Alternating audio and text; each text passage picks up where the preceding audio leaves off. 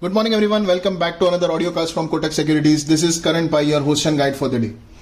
So the Fed policy was out and it was quite in line with the market expectation, and we saw the Fed raise the interest rates by 75 basis points for the fourth time in a row.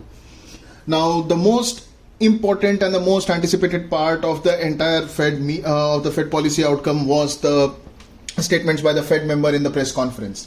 And the statement suggested that there might be a step down in the size of the rate hikes.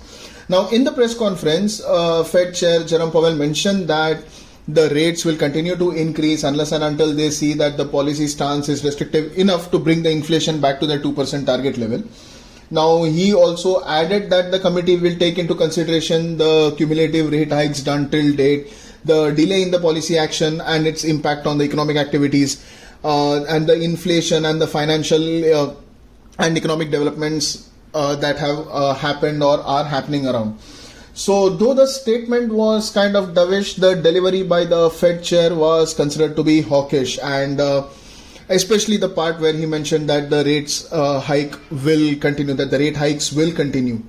Now the dollar index seemed to have reacted to the delivery that was there, and the price action also suggested that it was more sensitive to the delivery rather than the statements. And if you see the price action in the dollar index, it ended it moved higher and ended higher towards the end of the day.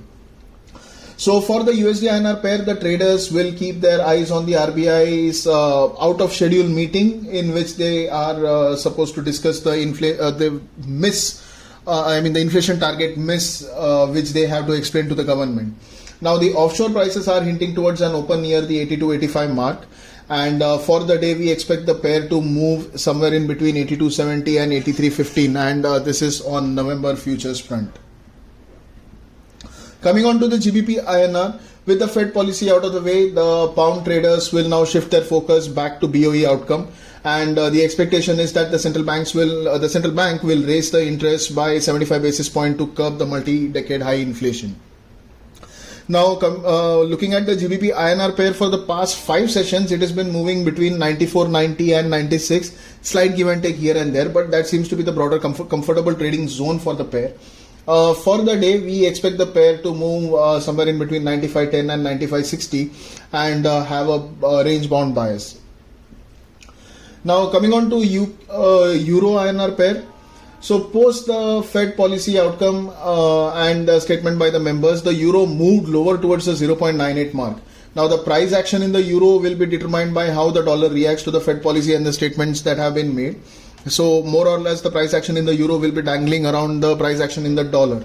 So for the Euro INR pair, we have been seeing slight drift downwards towards the 82 mark, and which as you might know is quite a crucial support. Now these are again November futures levels. So for the day we might expect the pair to move in between 82 and 82.40. Now coming on to the yen. So the confusion between the FOMC statements and the Fed chair Jerome Powell's delivery, which was hawkish, this seems to be helping the USD JPY pair, and if you see the price action, it is moving lower towards the 140. As we speak, it is moving lower towards the 147 mark. So for the JPY INR pair, for the past couple of sessions, we have observed that it has formed a consolidation zone that is in between 55 and 57. Again, slight give and take here and there, but that seems to be the broader consolidation zone for the pair. For the day, 56.20 on the downside and 56.80 on the upside is what we could expect to act as crucial support and resistance levels. So that's all for the audiocast today. Thank you for tuning in. See you all tomorrow. Till then, stay safe, trade safe.